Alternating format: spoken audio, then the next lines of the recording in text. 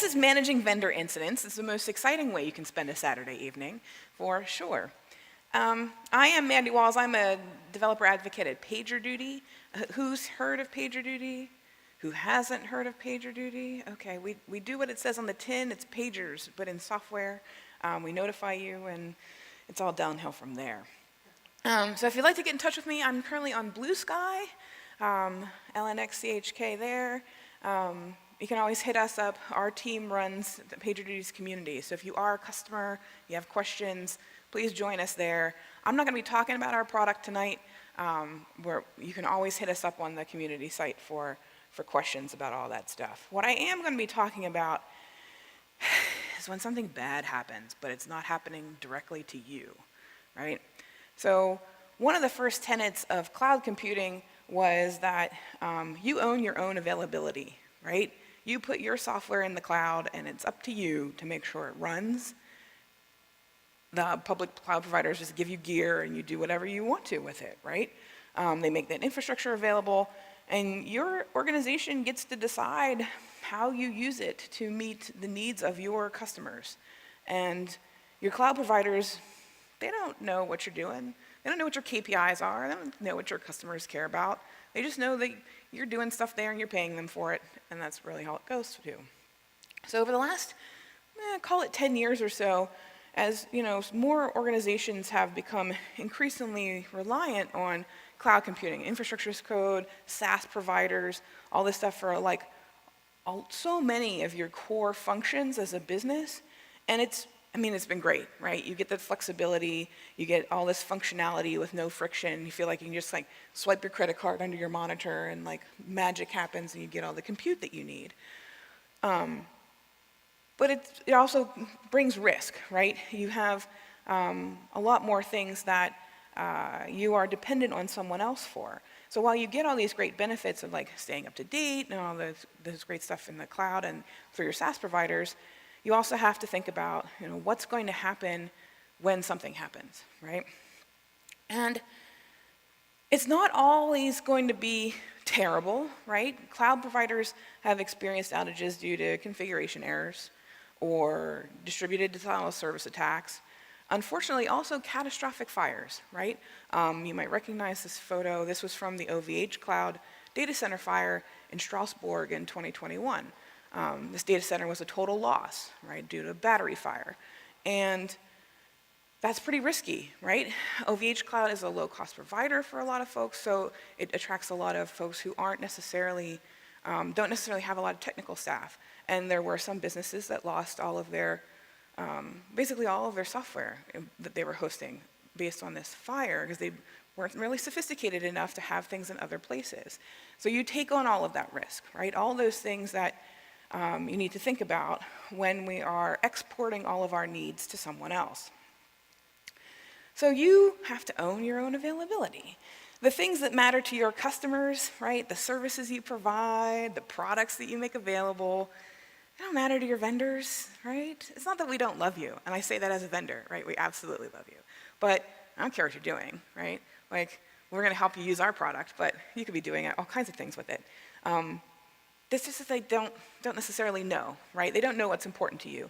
Your business is your business, and we know that you have work happening. We see traffic coming through, and we may even ask you to do a case study, but at a certain point, we don't have a deep knowledge into what your applications are actually doing and delivering for your customers. We're really your landlord, right? Your vendors are landlords for your place on the internet. So you're answerable to your customers. You're also a customer of other vendors, right? Lots of us have plenty of other vendors that we use. You want those vendors to be answerable to you as well for the things that you pay them for. So let's talk about being a good vendor customer a little bit as well. So the first part to do is to organize your vendors. We use Okta, so you open up Okta and there's 70,000 chiclets of different applications available in Okta. I don't know what they do. I have no idea. I use maybe 6, right? But there's all these things in here that we pay for that someone has a relationship with, that they do something for us. How important are they? Don't know. I don't know. Someone should know, but it's not, who knows, right? But that proliferation of SaaS providers, of these different services, of all these things that we've come to rely on, means that we really need to stop and take stock of what are we using that interacts with our customers, how all of that pathway gets paved with all of these vendors. So what we kind of suggest is organizing your vendors into how important they are to you and how important they are to your customers. And you can think about this in a lot of different ways. I've taken a tier structure just to kind of set a starting place, right? So like your tier 1 providers are directly customer facing. They are in support of your production applications. And if you're in a public cloud, this is probably your infrastructure as a service. If you are outsourcing things like shopping cart and payments, hopefully you are, no one wants to implement that over again. Maybe that's those things. Maybe it's search, right? You might have a search provider. And you also have things that support your production environment if you need to do some troubleshooting. You've got things like metrics, monitoring, and alerting, like us at PagerDuty, who are super important should something go wrong on your production environment. So the way we kind of block these off is an incident in a tier 1 provider might mean a revenue hit for your organization. This is where your money is being made, where your customers are being serviced, and if the data center that you're in, God forbid you're in US East 1 or whatever, like some hiccup happens and it's unavailable, like what do you do? What's your next step there? That's your tier 1 sort of providers. Tier 2 are part of your build and test process. These are the folks that if something happens, it might not impact production as it stands right now, but it's going to delay your ability to fix things if you happen to have an incident at the same time your provider has. So like your CI/CD platforms, QA tools, infrastructure as code deployments, source code management, all that kind of stuff that plays into how do I get a fix to production if something goes wrong.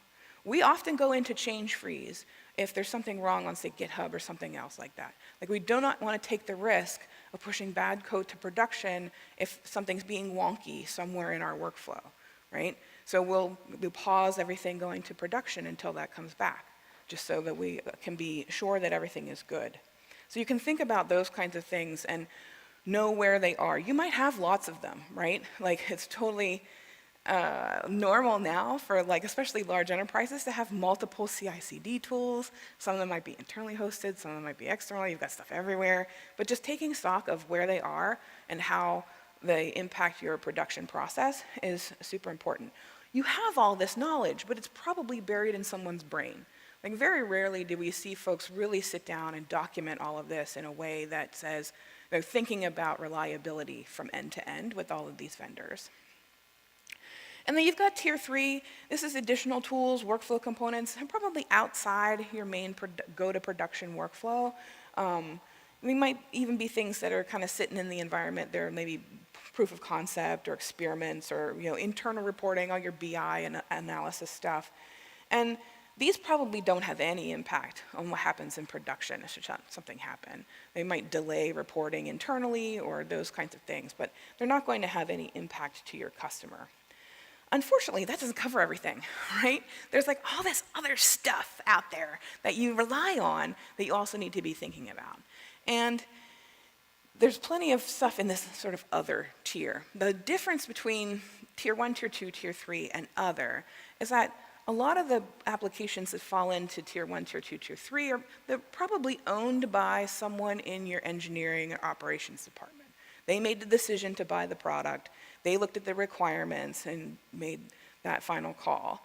The other stuff that's running in your environment, things like your conference call software, your chat software, even things like email or wikis or whatever that you use for communication and mobilization during an incident are probably owned by IT, right?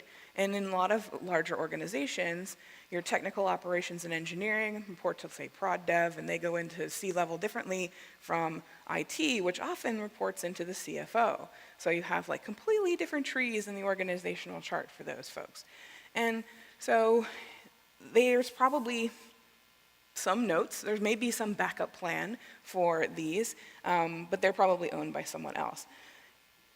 We have a PDF file for the incident commanders to tell us where to go if any of these things are down when we have a major incident, right? So I have a copy of a PDF file on my laptop, in case I can't get to Slack, in case I can't get to Zoom. Where do we go? What's the URL? We happen to pick a Google Meet or whatever else we're going to use there. So these are things that we also have to think about in case any of these folks are unavailable to us during an incident, especially a major incident.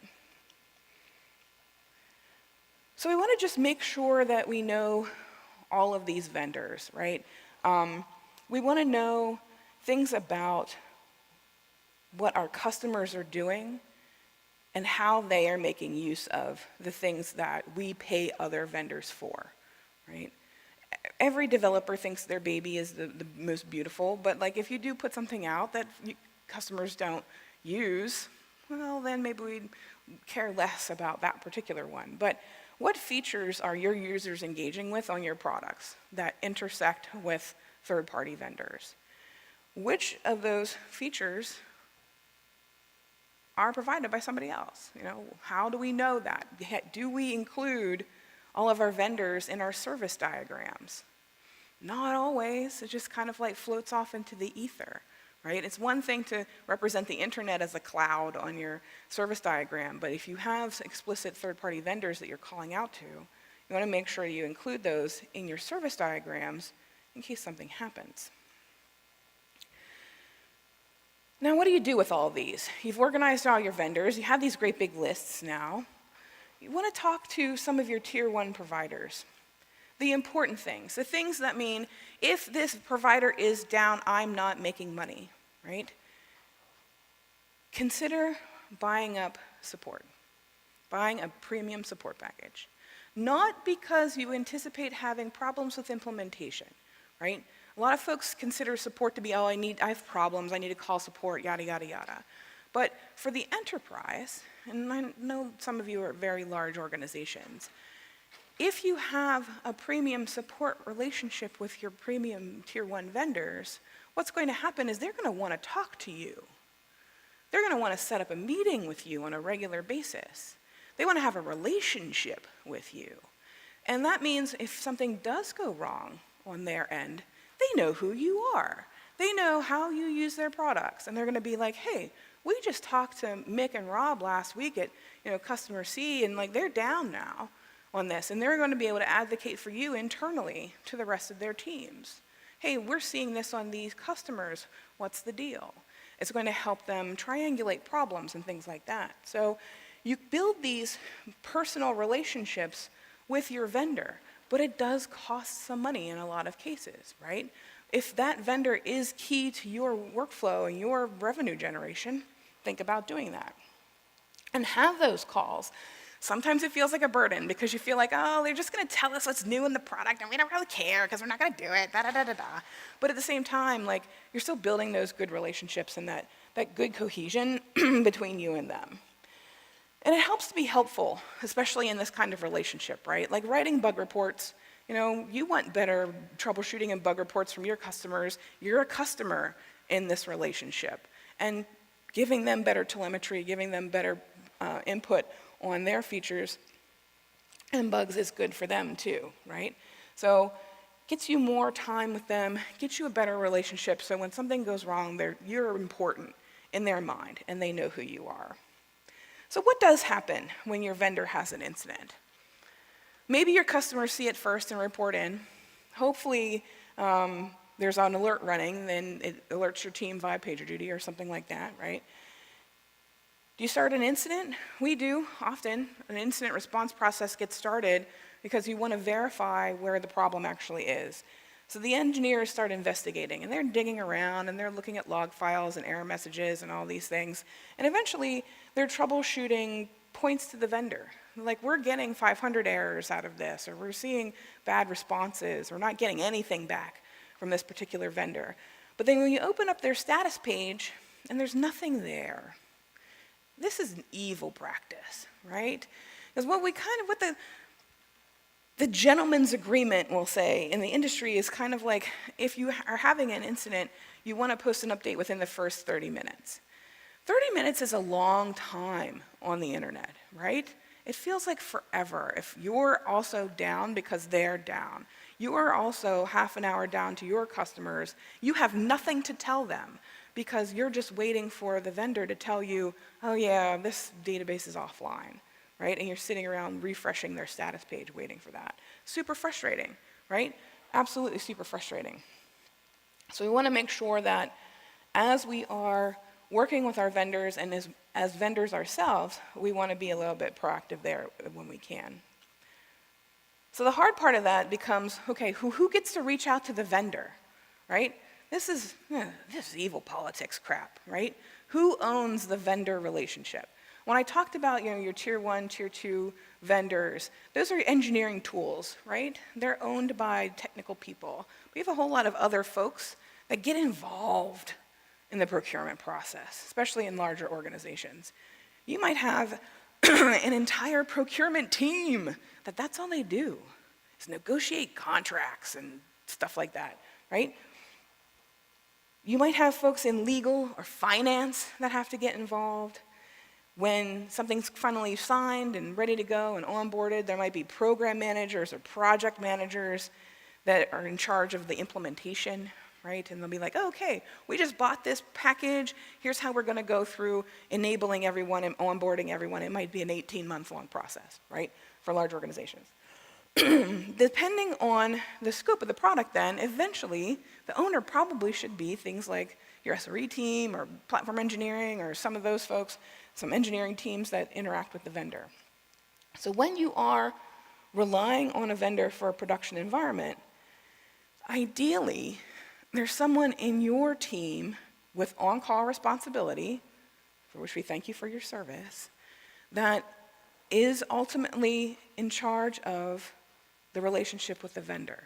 So that I can say, yeah, today so-and-so is having an outage. SRE team owns that relationship. The current on-call for SRE team is Alex. Alex is going to interface with that vendor. So that you always have someone who can interact with the vendor, knows the details of your implementation to be able to be helpful to the vendor during that outage and have that good conversation, right? Knows enough to be able to say, oh, you know what, they told us it was clear, we can check it, know that it's clear. Someone with actual knowledge of how the implementation works, be able to say, yeah, this works out, this has been fixed, we're okay with this now. What we don't want is for that vendor to have an outage and no one knows what to do, right? Everybody's like, oh, we all have to get into the war room. And suddenly there's like 80 people on a conference call and no one knows what's going on and no one knows who to call or how to find anything out. And that's terrible. So the other thing you can be doing with this is what we call a vendor run book. Now you have run books for your regular services, right? How to restart it, where the logs are, where the charts are, any of that kind of stuff. You want a run book for your vendors because there's important information in here, right? There's information that you need to know if something goes wrong. Some of it is basic stuff, your account number or the user IDs, right? The way we trace you through our system is via user ID, right? Or API key number. You want to know those things if you need to report an issue. You want contact information, or contract information, feature set, and level of support. Now, you don't want to call in and say, hey, this piece isn't working, and they're like, y'all didn't buy that, right? You want to make sure you know what you bought and where to go. You want email addresses, support phone numbers, support website, who to call. You want to be able to have everyone on that on-call team that's responsible for this also able to access those things.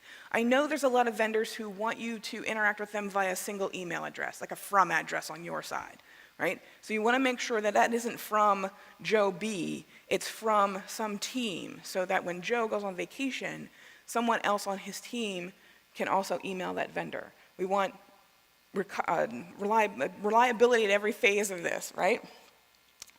Other things you want to know, if you have a dedicated account manager, add their info. Someone you can call directly or email directly and say, hey, this is what we're seeing. Are you guys seeing this? We don't see anything on the status page yet. And they can say, oh, no, that looks like we'll have to investigate that. Or they can say, yeah, we'll have a status update soon. And they know you, right?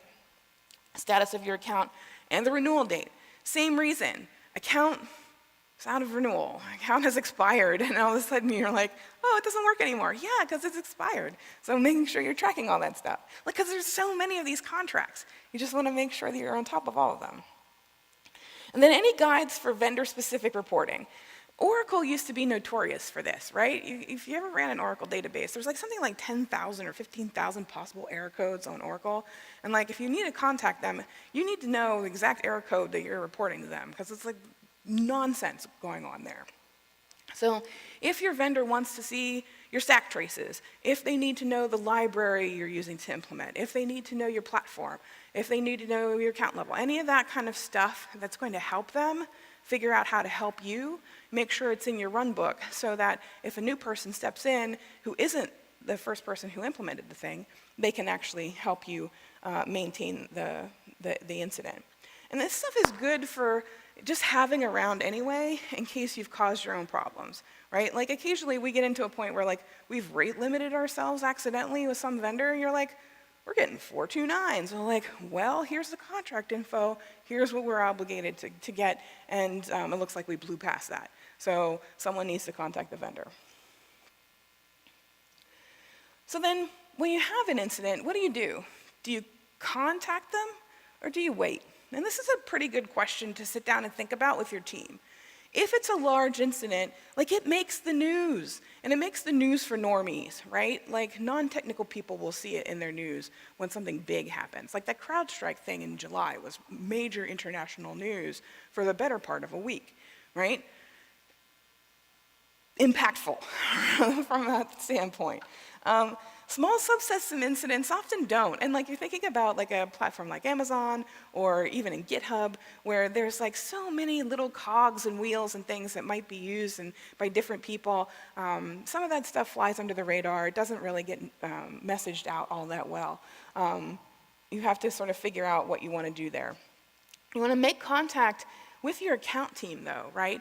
Because that usually puts you on a first remediation or first contact list, so that when they're to the point where like, we think we've got this fixed, let's reach out to the customers, the VIP customers who have reached out to us, then they'll come back and contact you often. You'll be on that sort of first push list to be notified that things are remediated. They may actually call you back to say, hey, can you guys double check?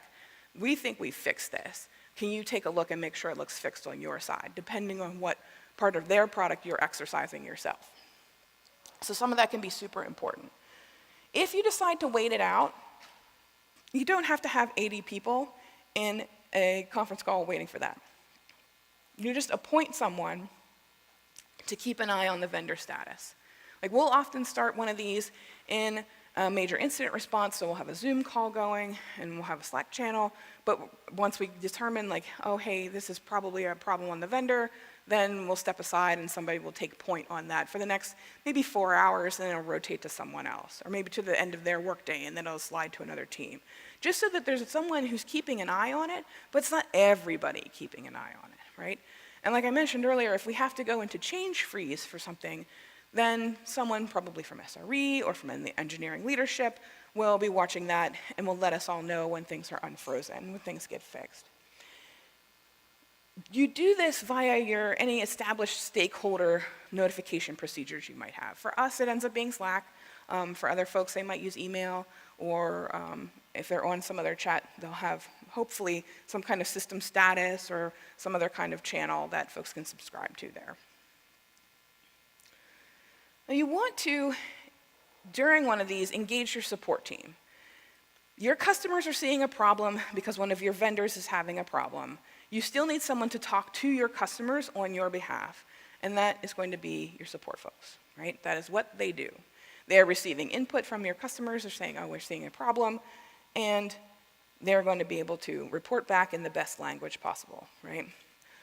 Update your status pages and your customer messaging when you know that there is a vendor issue. You can do this in a way that doesn't disparage the vendor. No one wants to go on to your status page and read, oh, hey, we're down because AWS is shit and they're a bunch of losers and yada, yada, yada. Like, you're the dummy for picking them at that point, right? Like, we're all colleagues of different managers, really. So we're going to be nice. We know how hard it is when we have an incident. We know it's going to be hard for them as well. So I have an example of this from last week. So Slack had an issue.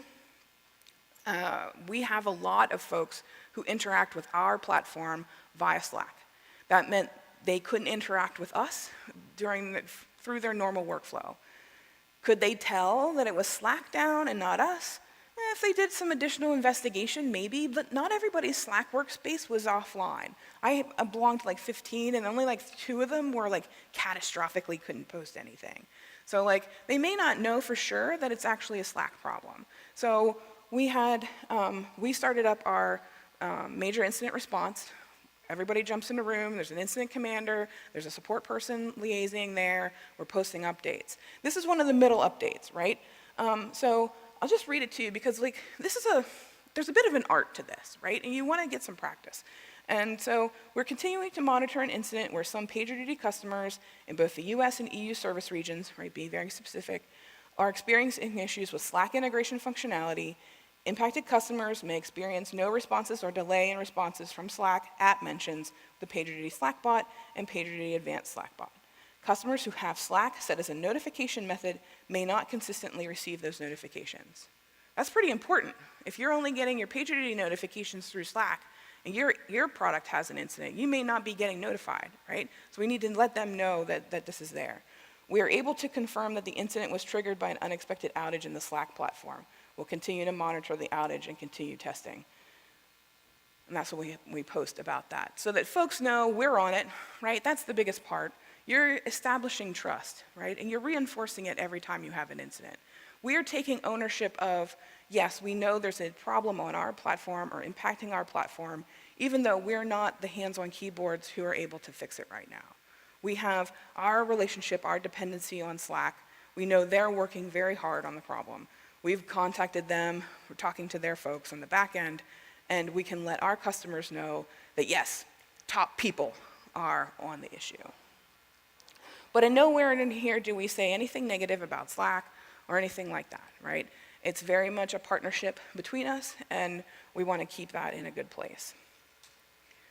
So after a vendor incident, we still want to run a post-incident review. Who runs post-incident reviews?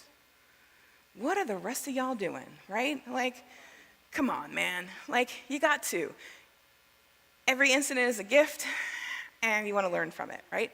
Not necessarily because we don't want the exact same thing to happen again, because we don't, but there's philosophy there, but also because we want to learn how to get better at all of this, right?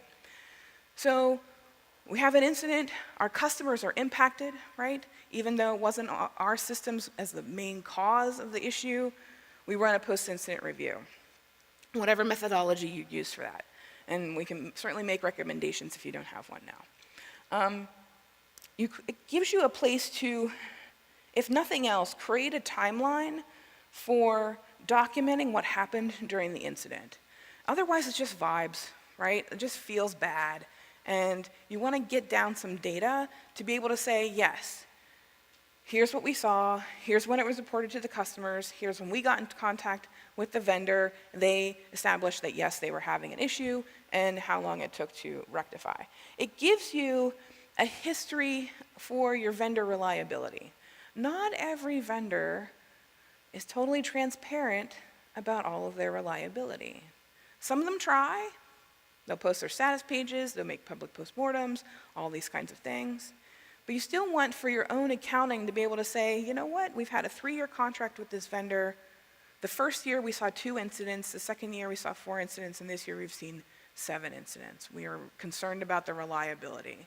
Now, part of that you use when you go to contract renegotiations, right? You can say, you know, you're asking us to pay more in licensing fees, but here's what we're seeing for your reliability, and you can start to have a little bit of a haggle there. But it gives you data to work from. Because the other part of that data is, do you want to change vendors, right?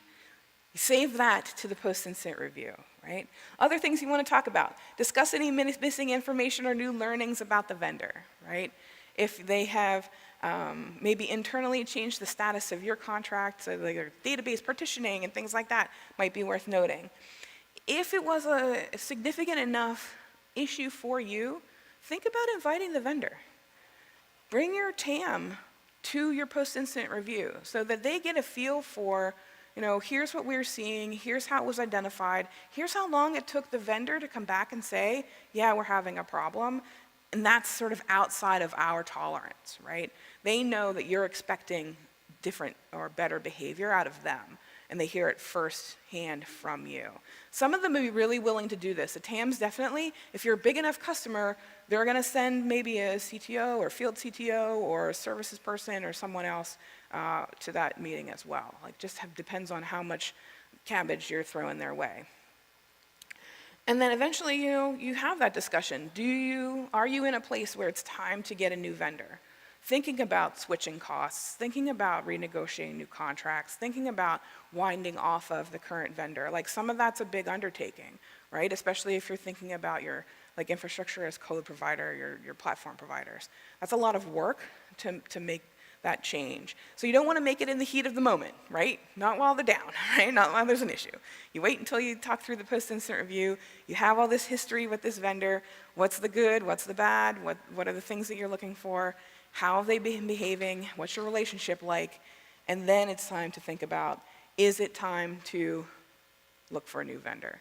For some vendors, there's lower stakes, right? It's easier to change certain things than others. But if you're really in an unhappy place with a vendor, you want to come at the problem from a very analytical side. Really make that decision from a place of data and not vibes. Because honestly, we all know that these kinds of big outages are possible on every vendor. All right? The CrowdStrike thing was kind of weird in the way it gets played out, but SaaS vendors have issues all the time, right? Things flop around, it's the internet, right? Nothing's totally guaranteed. So there's a lot of potential issues there. So we don't want to go running around just changing vendors willy-nilly. That's a lot of work for your team. So, in summary, organize your vendors. Be very methodical about it, right? Make those lists for your own use, right? Document the relationship owners, the people who know what's going on with that vendor, how you're implementing against their stuff, how you're using it, what features you're using, how it all works. Create vendor runbooks so you have all that information in one place and it's available to everyone. You don't know when incidents will happen, right? Your subject matter expert could be on a beach in Fiji when they happen, so make sure everybody has access to the information. Keep in touch with your important vendors, and if you can afford it, buy up those support packages so that you have a relationship with them. They know who you are, they know how you're using their product, and they can give you the what's what when things are going bad. Make sure you're then keeping your customers informed just like you would if the issue was on your side, right? Be proactive about that. They may already know, but you want to be able to say, yes, we are impacted by this. And then run your post-incident reviews after all of your vendor incidents, just so you have data to work off of. So with that, if you'd like to learn more, we are PagerDuty at pagerduty.com, and we have an incident response guide at response.pagerduty.com, which is a version of our internal incident response training that we published a number of years ago. It's still available for anyone who wants to take a look at it. And then I had a discussion on our podcast last fall with Jeff Martins about this subject. And Jeff is, this is actually his subject. He's really into this, so it's worth a listen. He's pretty passionate about managing reliability in the face of being a consumer of lots of other pieces that you've just kind of put together. So super interesting there. And again, join us on the PagerDuty Commons. So if you're a PagerDuty customer, come hang out with us if you have questions.